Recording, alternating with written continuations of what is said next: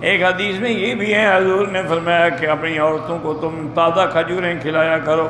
ویسے بھی یعنی ایک دفعہ مجھے یاد ہے، بہت پرانی بات ہے، اس وقت میری والدہ بھی زندہ تھی، والد بھی زندہ تھے، تو ہم جس گھر میں رہتے تھے نا، اس گھر کے قریب میں کوئی رائل فیملی کے خاندان کے کچھ لوگ ساتھ والے مکان میں ٹھہرے ہوئے تھے۔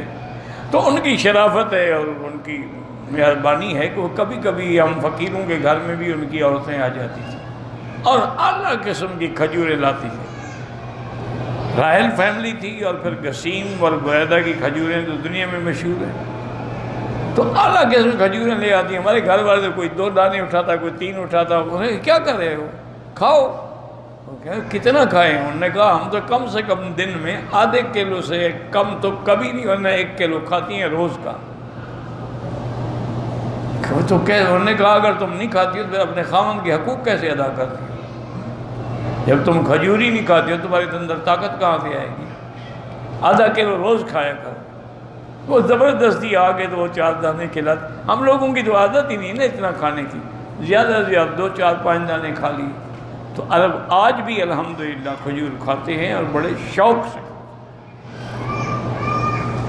اسی لیے ان کو کسی اور دواؤں کی ضرورت نہیں ہے، اونٹنی کا دودھ پیتے ہیں اور کھجور کھاتے ہیں اور شہد استعمال کرتے ہیں۔ یہ تینوں چیزیں ان کو ہمیشہ 100 سال کے بھی ہو جائیں بوڑھا نہیں ہونے دیتے، وہ ہمیشہ جوان رہیں۔